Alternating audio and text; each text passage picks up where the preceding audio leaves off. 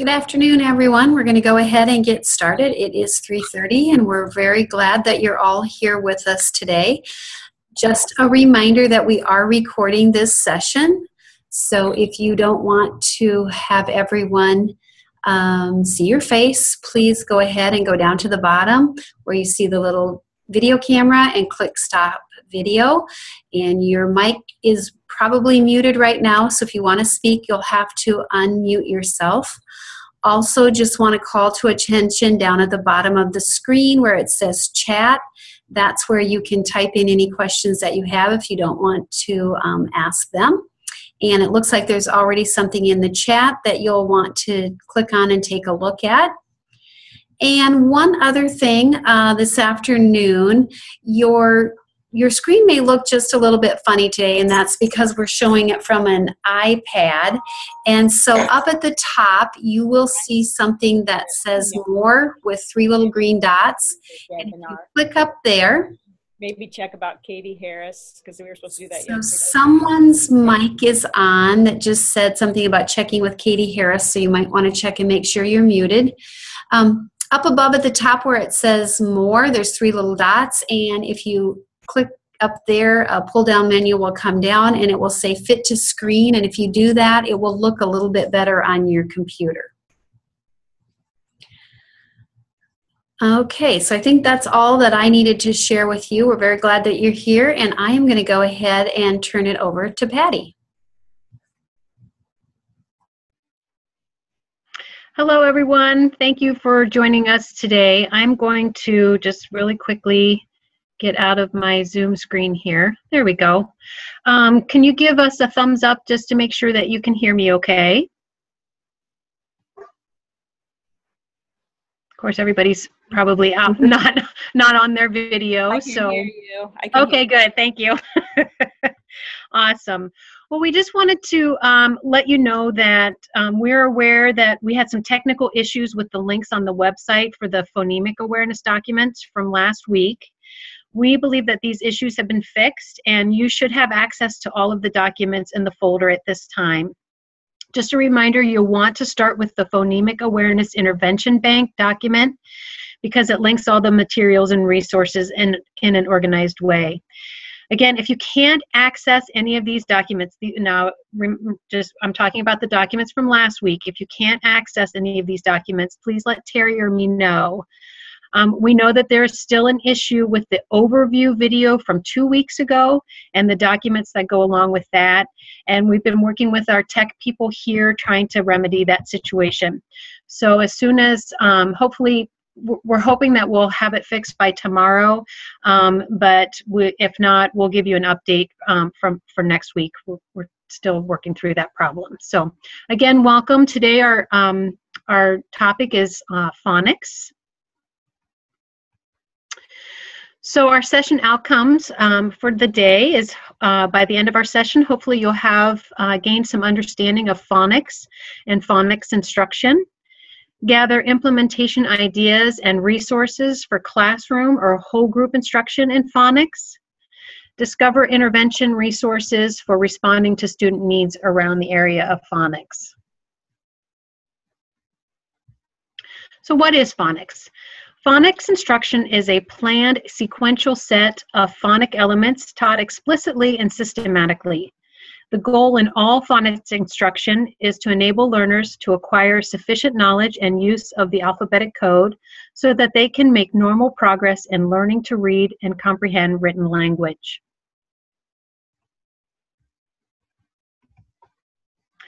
Estimates of the number of words in the English language range from 600,000 to over 1 million. The sheer volume of words that students are expected to read quickly and accurately is daunting. 25,000 distinct words by 3rd grade and over 80,000 different words by the end of 8th grade. The ability to identify words, then, is a critical foundation for the reading process. Although we all know that the meaning of text is much larger than the sum of the meanings of each word, it is important for students to have strategies to identify words that they do not recognize by sight. There are several strategies students use as they encounter words. One strategy is to read words by sight. That means that students see the word and pronounce it correctly. There are many words students read by sight, and they don't need to try to figure out the words because they are in the student's sight words. Just a note that each student has their own sight words. These are different than high-frequency words, which are words that occur in reading and writing more often than other words. All proficient readers have a large number of words they can read by sight. However, no reader knows all words by sight. When they come to words they don't know, they can use other strategies to figure out words. These include decoding, analogy to known spelling patterns, using context clues, using structural analysis, or finding the word in a dictionary or glossary. When students encounter a word they can't pronounce, they could try to figure it out initially by using the sounds symbolized by the letters or letter combinations, and then blending those sounds. This type of decoding is the essence of the meaning of phonics. Unfortunately, not all words can be read using their letter sounds, which is the primary criticism for phonics instruction. And students will need to employ other strategies to problem solve. Many words that do not have phonetic spellings have syllables that can be read by analogy to a known spelling pattern. Additionally, using context clues to test whether the word makes sense and an understanding of how words fit into the structural framework of the sentence or text will also aid in determining the unknown word. The essence of phonics is to give students a means to associate sounds with letters and letter combinations so students can pronounce a word that is not known by sight. If the pronunciation can be related to a word in the student's experiences, there is a connection with meaning. It's important to note that phonics only helps students read or understand words for which they already have meaning. For example, if the student sounds yag, and says yag, but has no meaning for the word, phonics is of little value. Fortunately, students have meanings for many words, and if they can decode a word, they are often able to associate meaning with the word, especially in the first few years of school. According to the National Reading Panel, systematic and explicit phonics instruction makes a bigger contribution to children's growth in reading than instruction that provides non-systematic or no phonics instruction. The hallmark of systematic phonics instruction is the direct teaching of a set of letter-sound relationships in a clearly defined sequence. The set includes the major sound spelling relationships of both consonants and vowels. Both kindergarten and first grade students who receive systematic phonics instruction are better at reading and spelling words than kindergarten and first grade students who do not receive systematic instruction. Systematic phonics instruction results in better growth in children's ability to comprehend what they read. This is not surprising because the ability to read the words in a text accurately and quickly is highly related to successful reading comprehension. Systematic phonics instruction is beneficial regardless of socioeconomic status. It helps children from various backgrounds make greater gains in reading than non-systematic or no phonics instruction. Research indicates that a systematic and explicit approach to phonics is significantly effective in helping prevent reading difficulties among at-risk students and in helping children overcome reading difficulties. Research indicates that a systematic and explicit approach to phonics, I just read that one. Moving on. Phonics instruction is most effective when it begins in kindergarten and first grade.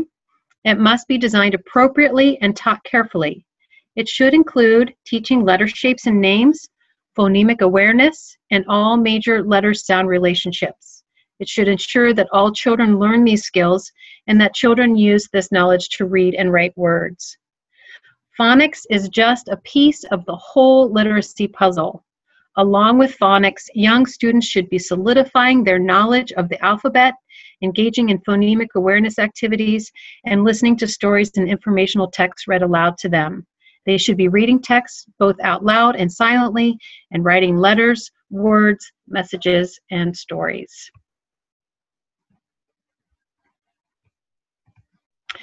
So we've heard about the systematic approach. What exactly is it? The Florida Center for Reading Research suggests the following developmental progression for teaching phonics: letter recognition, letter sound correspondence, syllable patterns, word analysis, spelling patterns and rules, and morpheme patterns. Let's take a closer look at each of these components. Letter recognition is a foundational element. Students need to be able to discriminate between the shapes of different letters, identify letters by name, as well as match upper and lowercase letters. Next in the progression is letter sound correspondence. Here, students are able to orally give the sound or phonemes represented by individual letters, identify the letters associated with the phoneme or letter sound, and blend the phonemes together to make simple words. Next, students need to learn the common rules for dividing syllables so that they are better able to read and spell multisyllabic words. Syllable patterns include closed syllables, which is a syllable with a short vowel sound before the final consonant, like we see in picnic and basket. Open syllables, which are syllables ending with a long vowel sound, like we see in open and moment. A consonant followed by LE. These are unaccented final syllables with a consonant before the ul sound, followed by a silent E, for example, little and mumble. And finally, syllables with long vowel sound, spelled with a vowel, consonant, silent E combination, like those we see in compete and invite.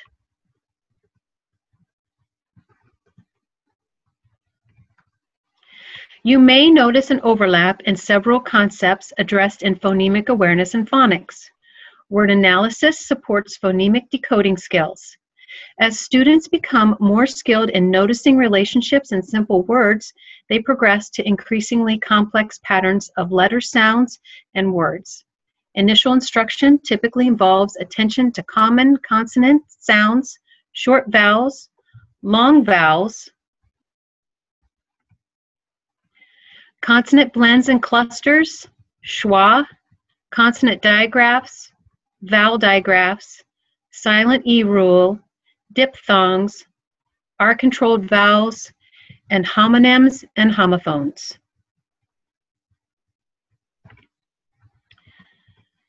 Phonics instruction also includes exploration of spelling patterns and spelling rules.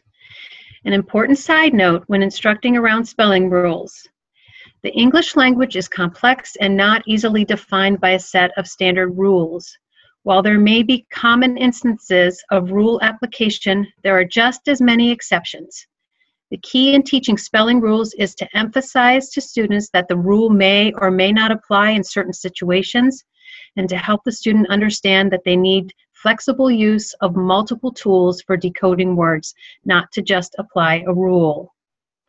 Some patterns and rules to consider include doubling consonants and final Y rules, regular and irregular plurals, as well as possessive nouns, contractions, and consonant generalizations. Finally, phonics instruction should include morpheme patterns to give students strategies to read words that include compound words, root words with inflectional endings, root words with derivational suffixes, and root words with prefixes.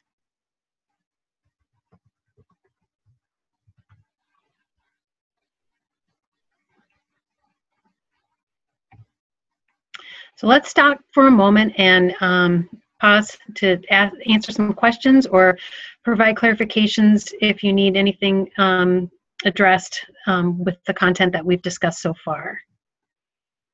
I think there's some. Is everyone seeing the PowerPoint? I just, please remember that if you can't see the entire PowerPoint, click on More at the top of your screen and click Fit to Screen.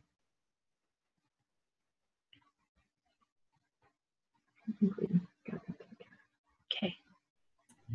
So, Patty, I just kind of want to share here. I'm the contact at one of the contacts at our AEA that's been getting lots of questions from teachers around dyslexia, and so I just want to kind of put this in the framework of just think about this. So a child who may or may not be labeled as dyslexic, really what that means is they're having difficulty with something within reading. And these types of strategies and skills and activities, the things that you're talking about today, are good for all children, and even those children that there's questions around dyslexia. So just want to share that as well. Great. Thanks, Kim.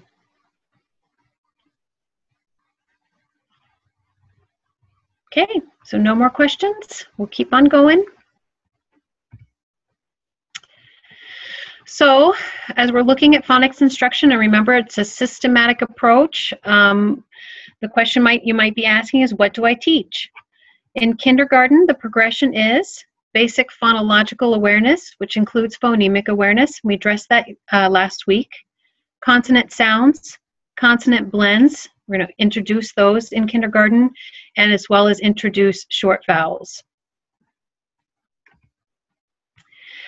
We want to make sure that we're always bringing things back to the Iowa Core standards. So just take a moment to refamiliarize yourself with the reading foundational skills in kindergarten around phonics and word recognition. The standard states to know and apply grade level phonics and word analysis skills in decoding words.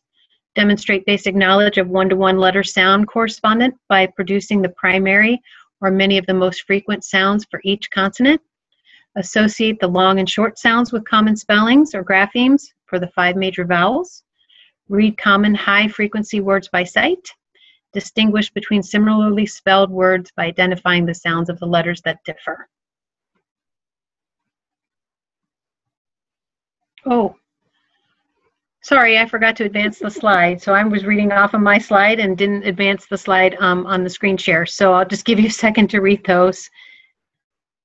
I apologize.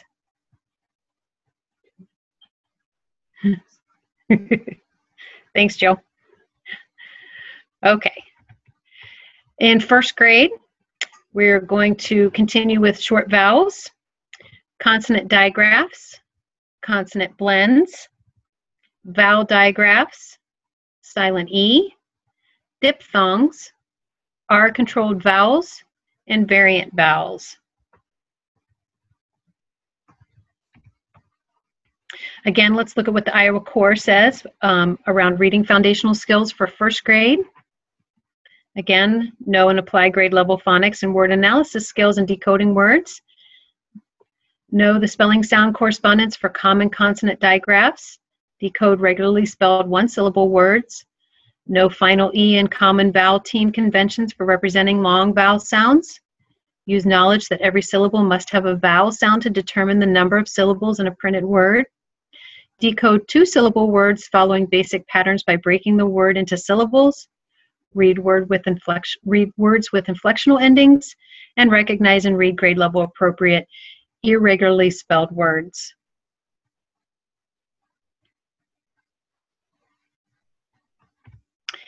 And finally, the progression of skills for second grade include continuation of variant vowels, inflectional endings, and prefixes and suffixes. Again, reading foundational skills for second grade. Know and apply grade level phonics and word analysis skills in decoding words. Distinguish long and short vowels when reading regularly spelled one-syllable words. Know spelling sound correspondences for additional common vowel teams. Decode regularly spelled 2-syllable words with long vowels. Decode words with common prefixes and suffixes. Identify words with inconsistent but common spelling sound correspondences. And recognize and read grade appropriate irregularly spelled words.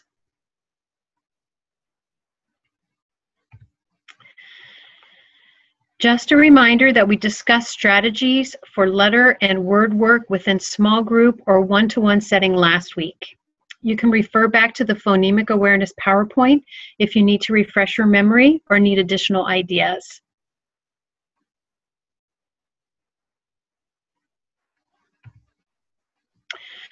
Another reminder regarding this resource that might be helpful as you're planning and responding to your students in a small group or one-to-one setting. This prompting guide specifies reading behaviors by reading level and aligns them with teacher actions and prompting language. This work is a synthesis of Dorn and Sophos as well as Pioneer Valley books. You may also notice that many of the reading behaviors are followed with MSVC or SC. Those of you familiar with Mari Clay's coding for running records might recognize the MSV as coding for meaning, structure, or visual in the analysis of a running record. The C stands for comprehension and the SC for self-correcting behaviors. We coded the reading behaviors this way to add a layer of response that would help you determine what actions and prompting to take as you are making instructional decisions around the running record. As we discussed in our overview and phonemic awareness last week, running records are highly informative assessment to use with students. There's a link at the end of the Phonics Intervention Bank that will take you directly to this prompting guide.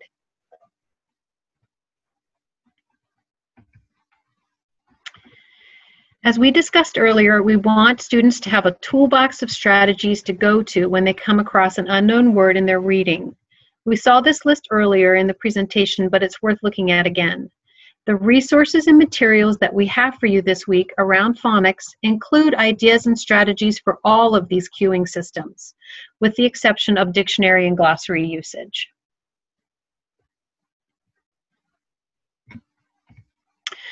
So, this is where we're going to start. This is your roadmap for the phonics work this week. It will give you suggestions for whole group instruction, small group instruction, including interventions, as well as all of the resources and materials. Each area that we discuss are represented and all have the links in the all the links are in the document to aid in your instruction. We believe again that we've worked through all the technical kinks that we experienced last week, but if you encounter a problem with opening anything, please let Terry or me know.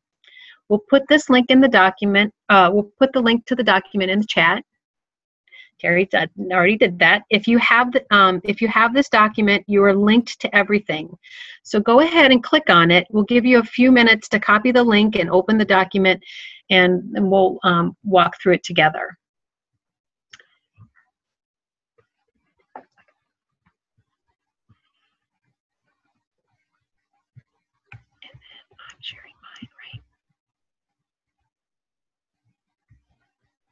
So I'm going to go ahead and open it and share my screen, and we'll walk through this.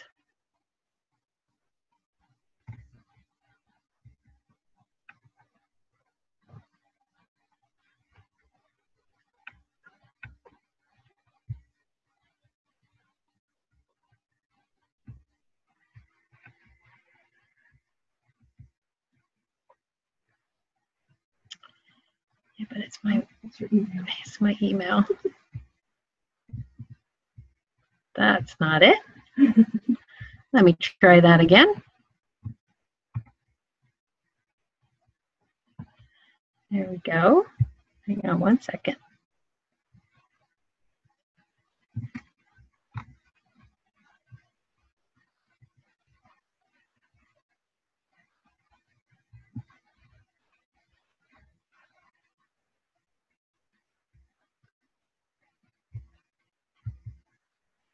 Is it there?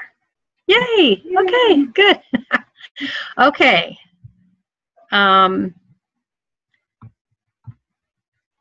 Just a reminder, so we have the observed behavior that we're hoping for, or that we're noticing in the student, and the anticipated outcome that we're hoping for after the instruction. We have suggestions for things that you can do with the whole class, as well as links to all of the documents that are provided in the folder. Now, the document that I opened is not linked. The document that you have is linked. So hopefully you're able to see that as you're going through it. So we have components of phonics with consonants, phonics with vowels, long and short vowels. And again, we're looking at all the cueing systems. So we have word patterns and word building, structural analysis, basic sight words or high frequency words, sight vocabulary, using context to predict known words.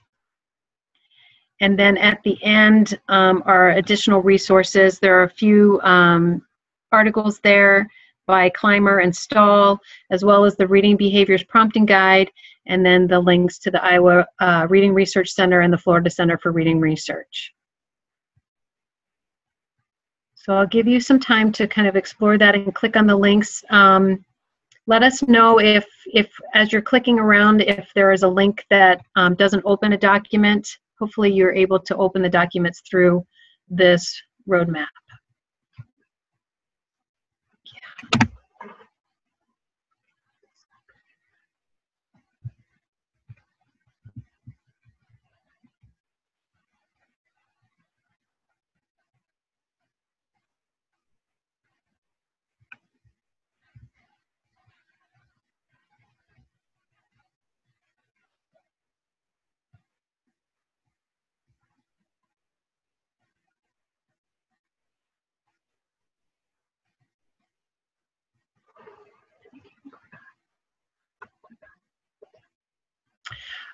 As we're bringing up the PowerPoint again, don't forget to click on More at the top and go to Fit My Screen, Fit to Screen. You can't see the whole thing. Oops. Yeah. Nope. Okay.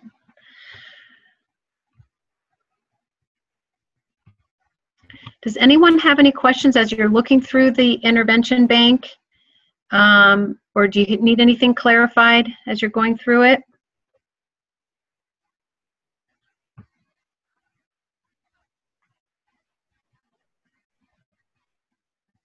I have a question. This is a team wrap up in Clear Lake. I'm wondering if it's possible at any time to have all the interventions from all the modules in one common place with the link. I think it would be really helpful for general ed teachers that we're doing problem solving with, is in addition to the special ed teachers. Am I misunderstanding how you get to resources at the current time?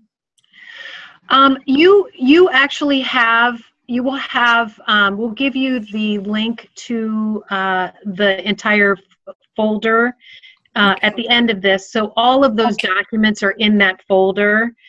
And the same for the phonemic awareness last week. So you click on the resource folder and all of them are there. Okay. And you can kind of click around.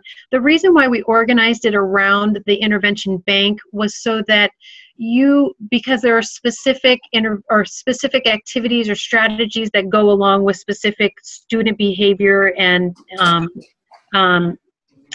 components that we want to make sure that those things are connected together, and that we're not just kind of, does that make sense? Make sure everything's aligned. Yeah. So we would just search for the specific module, and then we'd be able to access the resources. Exactly. Yep. Thank you.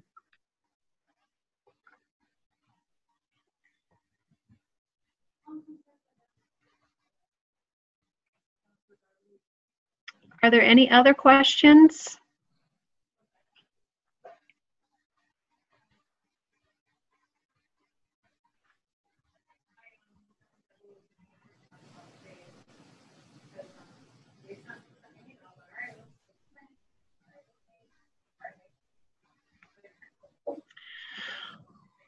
Well, if there's nothing else that anybody needs clarified or has a question about, just to let you know that we will have another Zoominar next week, and our topic will be around fluency. Again, that will go from 3:30 to whenever. We were a little bit short of today, which is nice for getting out and enjoying the sun, maybe. We can stay on a little bit longer if you want, if you have any additional questions or you want to chat with us about anything. If not, we're thankful that you joined us today, and we will see you next week. Patty, I do want to just mention something else, and that is the next time that we get together, so on March 5th, one of the things that we will do is we'll put a link in here to a form. And what we'll be asking you is really just one simple question about what additional needs do you have? So after we've gone through some of these things, what are some additional needs that you have? Because we'd like to continue to have these Zoom sessions with teachers weekly if people are finding it beneficial.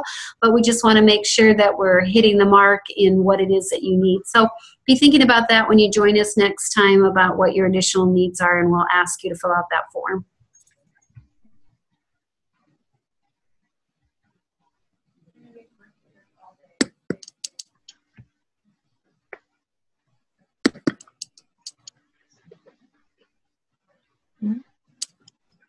I'm going to go ahead and stop the recording, but we can stay on for a little bit if anybody has any additional questions.